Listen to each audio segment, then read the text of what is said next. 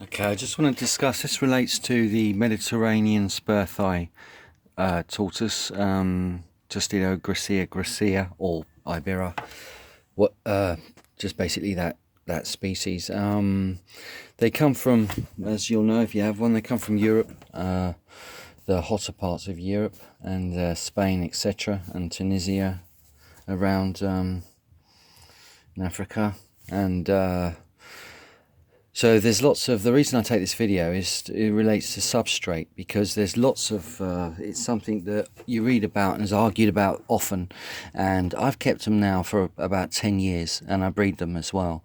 And this is a little enclosure here that I just knocked up. It was for the babies because I keep them in a pen outside, and then on the colder weather or during the winter, this is where they come, in my shed. And it's as you can see, that's an infrared.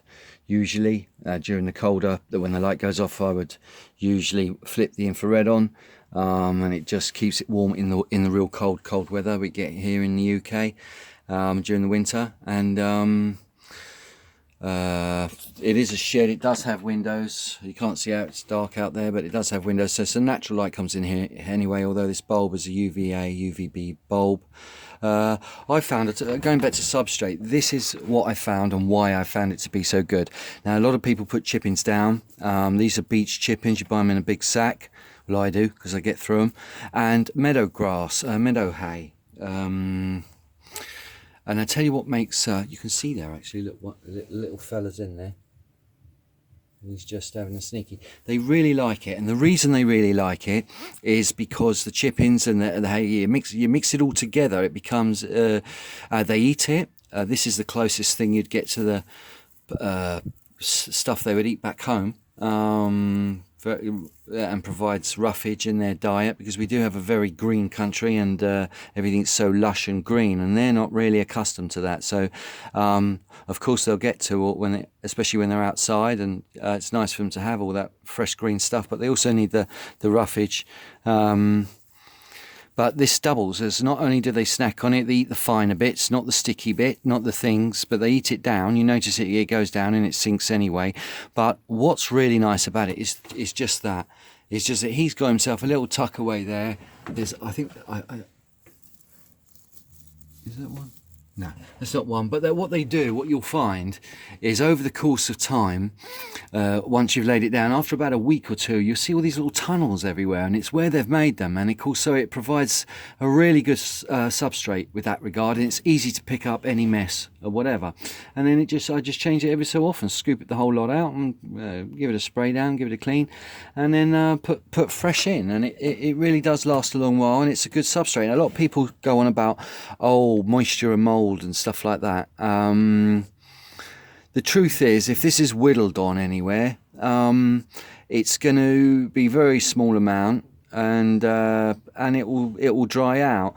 I did have an issue with one of these dishes, one of these water dishes. That I used to have two. That one used to sit over there, but this must have, yeah, I can see it there. It's got a crack in it. I don't know if you can see that, but it's got a crack running along there, and it's coming out the bottom. Now that is obviously a risk, and the reason that's a risk, and you don't want that, is because wood chips will obviously, with a regular flow of water in the same spot, which that will be, will grow fungi and mold and stuff like that. Now, I'm not saying that's particularly a threat to tortoises anymore. You know, they should be protected to a degree, as much as we are and whatever, but you certainly, it's undesirable and you wouldn't want it. So you wouldn't want to take the risk on it, so you do have to check around, but that's really the only way you're going to get enough moisture on this for it to, you've got to bear in mind, for mold and fungi to grow, it has to have a regular supply of moisture. It can't just have it for 2 minutes, or even a day or two. It won't establish in that time.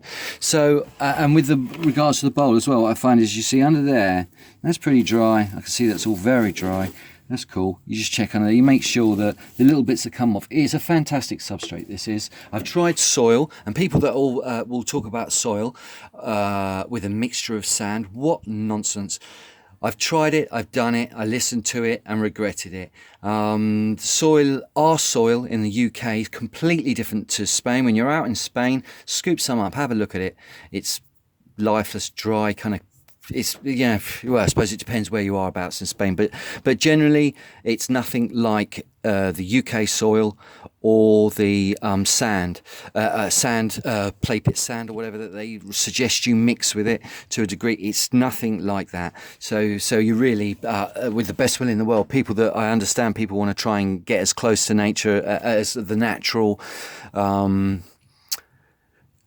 environment that they would normally live in, and what nature has kind of adapted them to live in, but that's nowhere near. So forget it. This, of course, it's nowhere near the thing, but it does. It's completely. It's just very practical and it works. It's nice and dry, keeps things dry. That's essential. You're able to scoop it around and turn it around. They are able to make their homes in it. And they do, and they go back to their own homes once they've made them. So, I don't know if there's one over there. Yeah, I don't have to dig them up for an evening because they're sleeping anyway. But you can see this one here, he's got his little spot and he'll regularly use that. He'll come out the next day. I just find it's really, really good stuff. So that's just a note on Substrate and why. Because it's all right listening to these things, but when you do them, you find there's just... it just doesn't work with soil, especially indoors, and with the dry lamps on top. It just turns to dust in the end, and then you've got dust sticking to everything, sticking to them. This is lovely and clean. They're not getting nothing, no dust in their eyes and stuff like that. There's no thing. It's fine. This stuff's really good. I've bred approaching, I don't know, I had about 150 something babies, I don't know, I'm not counting, and I have 3 adult tortoises, and fantastic. I can't, it just works, and I've had no issues whatsoever, no losses whatsoever. So judge it on results, I think.